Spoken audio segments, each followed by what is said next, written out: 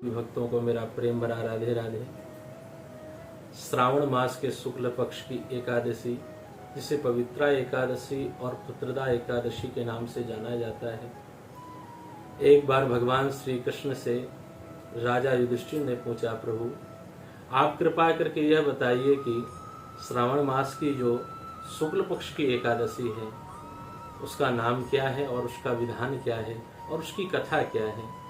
भगवान श्री कृष्ण कहने लगे, राजन, श्रावण शुक्ल पक्ष की जो एकादशी है उसका नाम है पवित्रा, और ये पुत्र को प्रदान करने वाली है, इसलिए इसका नाम पुत्रदा एकादशी भी है।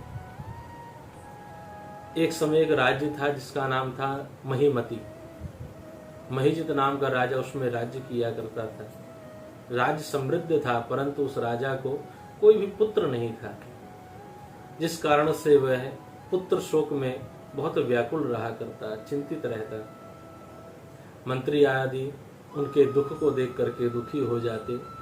और एक बार मंत्री लोमस ऋषि के आश्रम पर पहुंचे और उन्होंने जाकर के ऋषि के चरणों में प्रणाम करके कहा कि हे ऋषिवर, आप कृपा करके कोई ऐसा साधन बताएं कि जो हमारे राजा हैं उनको पुत्र की प्राप्ति हो जाए।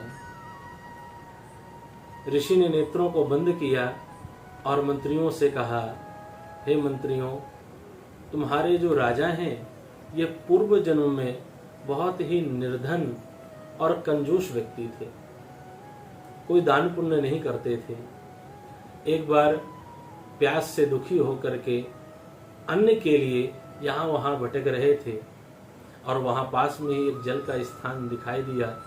गौ माता वहाँ जल पीने के लिए आई तो उस व्यक्ति ने डंडे से मार करके गौ को वहां से भगा दिया, जिस वजह से तुम्हारा ये जो राजा है यह निसंतान है, क्योंकि इसने गौ को डंडे से मारा है, उसको जल भी पीने नहीं दिया, गौ माता का पूजन नहीं किया, इस कारण से वह निसंतान है।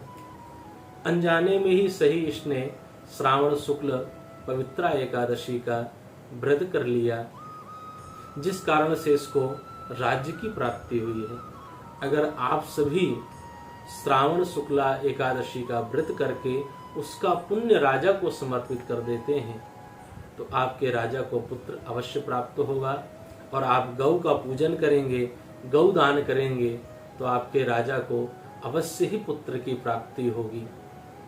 मंत्रियों ने और सभी प्रजावासियों ने श्रावण शुक्ला एकादशी का व्रत किया और उस व्रत के पुण्य को राजा को समर्पित कर दिया। गौ माता का पूजन किया, गौरज को मस्तक से लगाया, जिससे राजा को सुंदर पुत्र की प्राप्ति हुई। जो इस पवित्र कथा को सुनता है उनको पुत्र की प्राप्ति होती है और पुत्र दीर्घायु होते हैं। इसीलिए श्रावण शुक्ला एकादशी का व्रत सभी को अवश्य करना चाहिए। आप सभी को पवित्रा एकादशी और पुत्रदा एकादशी की अनंत अनंत शुभकामनाएं।